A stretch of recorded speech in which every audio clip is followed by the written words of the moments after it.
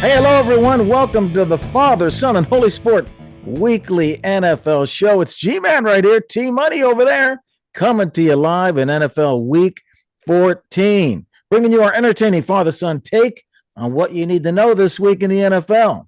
Hey, T-Money, big win this past week by the Buffalo Bills and Josh Allen, this guy behind me here. Now he's ahead of the race for the NFL MVP. Yep. It got even stronger as the Bills thrashed the 49ers in snowy Sunday night football in Buffalo. And he's now in the lead in the MVP. And guess who snuck in ahead of Lamar as number 2 in the MVP? Oh, yeah. Saquon Barkley just climbing the ranks, looking good. He's looking good, G. Yeah, looking good. So there you go. Lamar falls to 3rd in the rankings right now for that MVP. And so, Josh Allen really started to separate himself here, looking good with the Buffalo Bills. But one quarterback who's not looking good, who was going in the opposite direction, is Kirk Cousins, going through his worst stretch of his 13-year NFL career. T-Money, 6 interceptions over the past 3 games, no touchdown passes. They've lost all 3 games. And so now fans are calling for Michael Penix to take over. Should they do that? Should they bench Cousins for Penix? Okay, this is a tough one. But I think this week specifically, you shouldn't. He's going to Minnesota. It's a home. He's going home to play the team he just left. You got to see what else he's got, right? And if you lose this, though, you go to Vegas and New York the next 2 games. You might be able to get Cousins back on track. So you got Vegas, New York. Commanders is a tough game. And then Carolina. So 3 out of the last 4 games for Atlanta are relatively easy. And, Kirk Cousins has proven himself in the playoffs and some big games. So you probably want to stick with this guy. But if he just goes out and shits the bed versus Minnesota and Vegas, I think you got to bench this guy. Okay, so definitely not this game. But if he doesn't play great, Vegas kind of hinges on it. If he can recover with a good game at Las Vegas, which should be easy, then you don't bench him. But if he doesn't, I think you might have to go to Penix. Kirk Cousins this year is not playing well. Right now, he is ranked 18th in passer rating, okay? I didn't even do QBR because he's not a runner of the ball. That kind of counts with that. But in QBR, he's 20th. So he's not even an above average quarterback in the NFL. He's below average. And we always thought of Kirk Cousins like, hey, maybe he's the 8th to 12th best quarterback. He's a sturdy guy for your team. He's not playing well right now. He's not. He has 13 interceptions on the year. All right. He doesn't average 13 in any season. All right. He's lost 3 of his last 3 games. That's not good. And they've lost 4 out of their last 6. One of those wins, was a close one to Tampa Bay and another close one to a bad Dallas team. So I just think Kirk is kind of trending in the wrong direction right now. He already wasn't mobile. He looks even more immobile. So I don't think a lot hinges on this Minnesota game. And I think you got to play him versus old team. But man, you have a bad game here, and then you go to Las Vegas and you have a bad game there. I think there might be some calls for him to start, especially with Tampa Bay now tied in the division with them in the win-loss column. Yeah. Well, I don't care about starting. I mean, why can't they play Penix? Get the guy in the game. He's been in only 2 games. They were 4th quarter blowouts. He's 3 for 5 for 38 yards. That's all he's got. Yeah. You're not getting him any playing time. Even if he doesn't start this game, put him in for a quarter. How bad is he going to do? Yeah. Get the guy some experience out there in a real game. Look at these other rookie quarterbacks in the NFL that are tearing it up. Why is Penix being so, carefully handled here? I'm sure he can handle 1 quarter of this game of 4 quarters. Let him get out there and play a little bit. Raheem, come on, Raheem. Give your man Penix a chance. Yeah, I mean, I don't know if you could do that and still keep Kirk Cousins mentally sharp, and invested in this team. But they paid him a lot of money. G, he's gonna, be a huge cap at least if they trade him. He has a no trade clause this offseason. It's gonna get really, really sketchy here if he finishes the season and not good standing, and you let Tampa Bay, who's also 6-6, get into the playoffs and win that division over you. So the Tampa Bay has a decent finish to their schedule too. They play the Raiders as well, the Chargers, who aren't world beaters, and the Cowboys, Panthers. There's a lot up, for grabs in this division. Phoenix could be playing by the end of the year if the Kirk Cousins falls apart. Yeah, amazingly, Atlanta's still in first place in this NFC South at 6-6.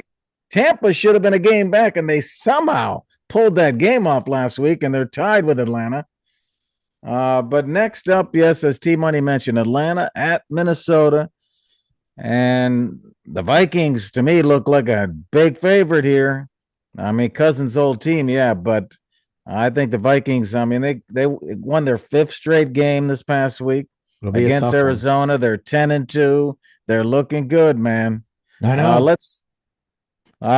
Let's move on to talk about one of our other favorite teams, the Ravens. Last December, the Ravens had a great December, Team Money. Lamar Jackson took control of the MVP race last December. The team finished with the best record in the NFL. A year later, Team Money, they're 8-5, and they're not going to win that division most likely. So, what do you think? Are you concerned about the Ravens? Should the Ravens fans be concerned?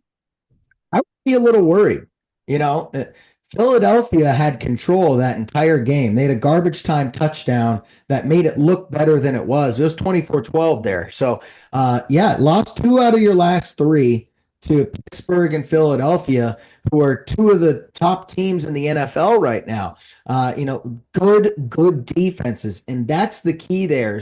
Lamar is the best at beating up on NFC teams who he's never played and never seen, or bad defenses. They're the stereotypical blow bad teams out just because he's so hard to contain as a player. Their team's dynamic enough with Derrick Henry. Got to respect him. I'd be worried because they play good defenses, and all of a sudden Lamar Jackson looks like a normal quarterback. He threw for 237 yards. Derrick Henry didn't even rush for 100 yards. He ran for 82 yards. He's only rushed for over 100 yards in 2 out of his last 6 games, and one of those was only 106. You just think he'd be a little more dominant, and that's 3 out of his last 4. He hasn't rushed for more than 80 yards. So kind of concerning for the Ravens offense as a whole. Deontay Johnson, who they traded for, isn't even playing right now. They suspended him because he's mad he's not getting the ball, which I agree. Why the hell did you trade for him in the first place? I think we covered that, saying you didn't need a wide receiver. They needed a better defensive back end. So look, I am concerned. Luckily they play New York and their next week. They have a bye this week. But Pittsburgh, Houston after that, that's 2 tough games that are probably going to decide whether or not you win this division or what your seeding is going to be in the AFC. So, look, I am concerned. How are they going to look in the playoffs? This defense is leaky. Lamar struggles versus dominant AFC teams. I mean, there's just a lot of question marks here. Like, Lamar's great. Derrick Henry's great. But they just can't seem to put it together on a week-to-week basis. So, it'll be interesting to see how this thing pans out, but I'd be a little worried. Yeah, I'd be worried. Yeah. Oh, T-Money's worried. T-Money's worried.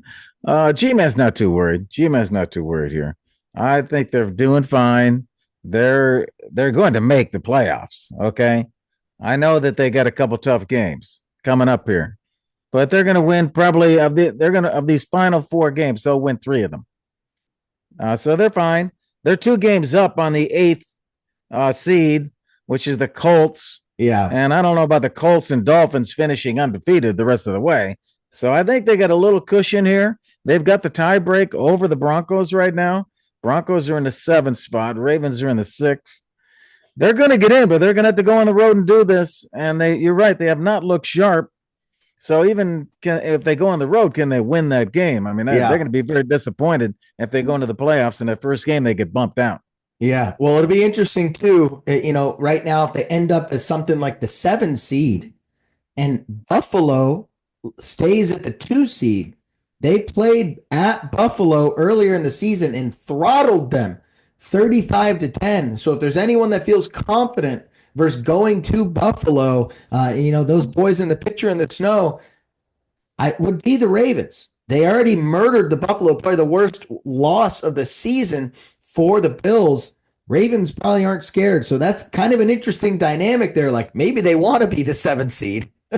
Yeah. If I told you that in this AFC North, if I told you this was going to happen at the beginning of the year, Cincinnati be 3 games behind the Ravens and the Browns would be 4 games behind the Ravens, Crazy. You would have thought the Ravens would be running away with the AFC North, right? But no, it's the surprise team of the year, the Pittsburgh Steelers, who have grasped this division. Otherwise, the Ravens probably be leading this division again.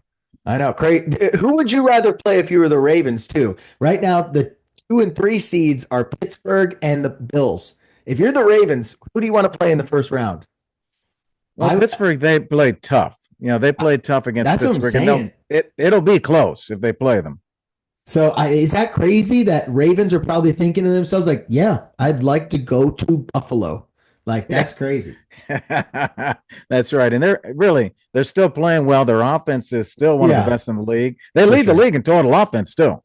Yeah. And their defense looked better. Here's my biggest concern. What the heck is going on with Justin Tucker? My gosh. Got to bench him. What are they going to do with him missing these kicks? You got to bench him. It's hard to bench one of the best ever, but you got to. You got to. My gosh, they can't miss these kicks like this. Yeah. So Ravens are off this week. When they come back, as T-Money mentioned, they got an easy game against the Giants before they face the Steelers again, this time in Baltimore. Hey, we talked about Philly and their success this past week against the Ravens and how well they're doing. Who's the best team in the NFL, T-Money? Is it Philly? Is it the Lions, or you got somebody else? Well, in the NFL, I'd be hard to not talk about the Chiefs and the Bills. I tend to lean towards teams that have dynamic elite quarterbacks, and both those teams look good as well. So the best team in the NFL, I'm not going to say Chiefs, and I like the Bills as the second best, but man, the Lions and the Philadelphia look good. They both look dominant. In the NFC, that'll be an interesting dynamic there with the Lions or Philadelphia. I think the Detroit just beat Green Bay, which was a huge win, but Green Bay held their own. So that'll be interesting to see that play out, that division, and if they go, have to play again in the playoffs. Detroit's won 11 straight, but Philadelphia has also won 8 straight. And they've played some good teams. They've beaten Cincinnati, the Commanders, Baltimore, and they finish out pretty nicely, Philadelphia here.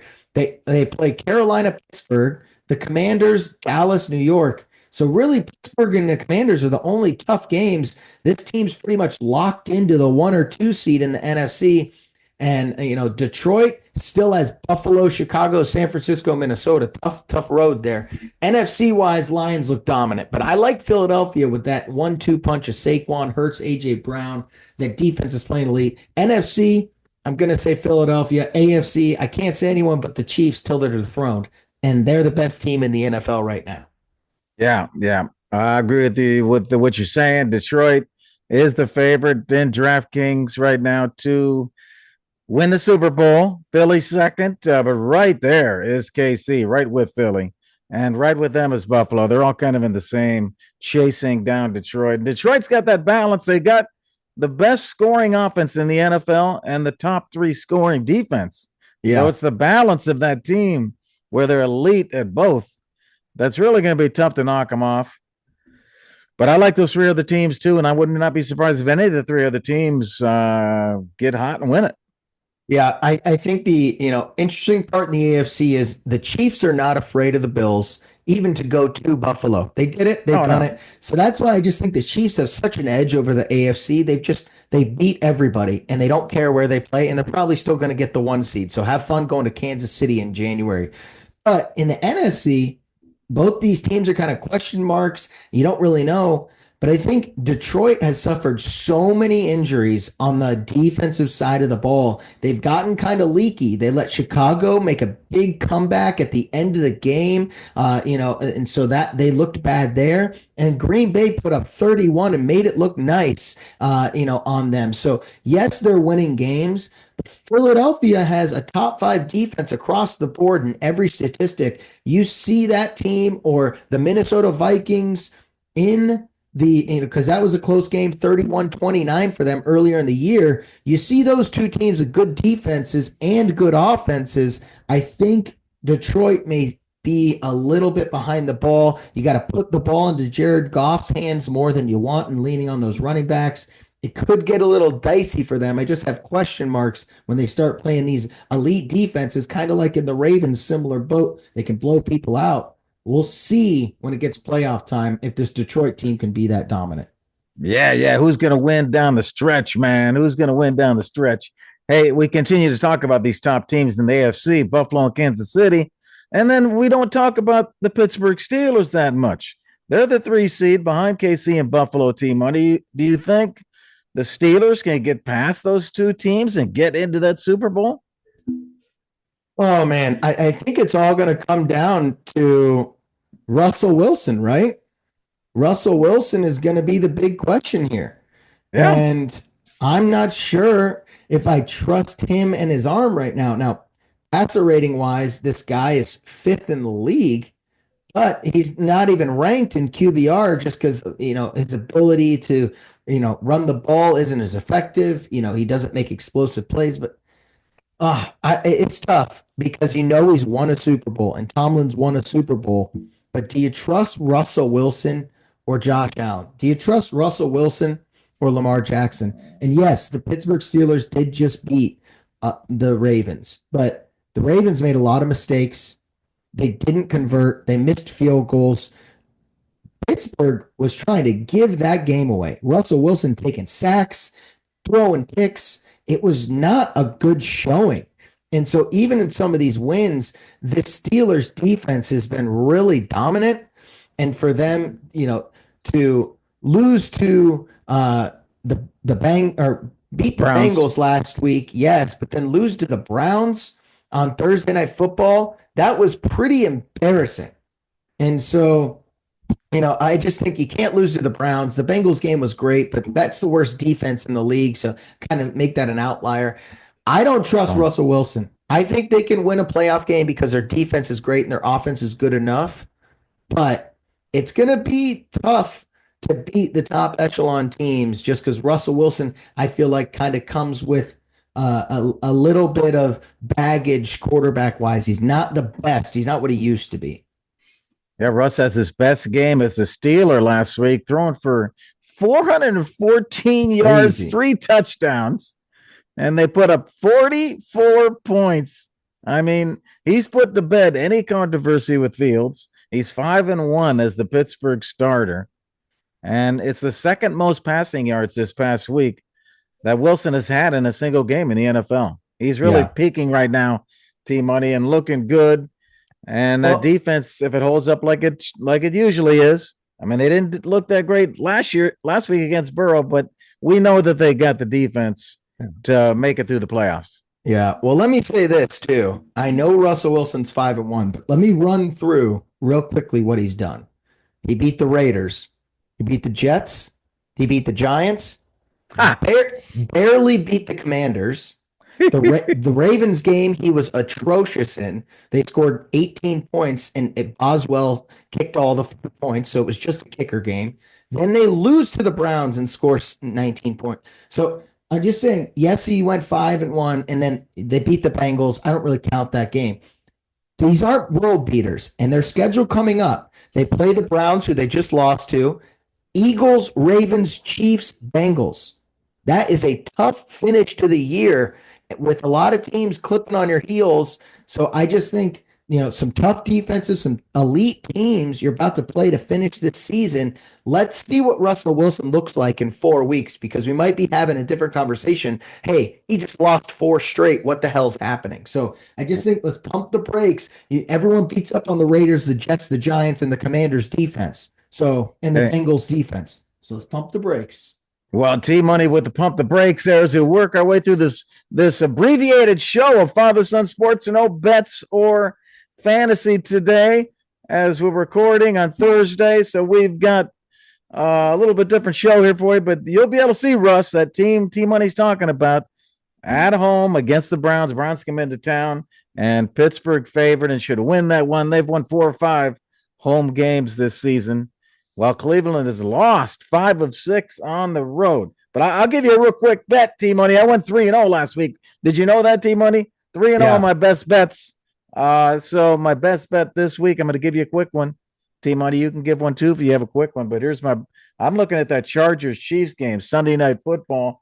Chargers going to the Chiefs. Okay. And I'm gonna say that Chargers probably will cover if you want to go after the spread. I think they'll keep it close. This is going to be a close, low-scoring game. I'm betting Chiefs on the money line. Chiefs, T-Money. The Chargers have lost 6 straight games to the Chiefs. The Chiefs have won 9 straight home games. I think they win it again, but it might be close. All right. I like it, G. All right. Hey, T-Money, great doing the show with you. That's it for today's show. We had fun hanging out. Hope you did too. Father Son Sports loves bringing you the NFL under G. On behalf of T-Money, I'm G-Man. Enjoy the games. Week 14 coming at you. All right. Peace.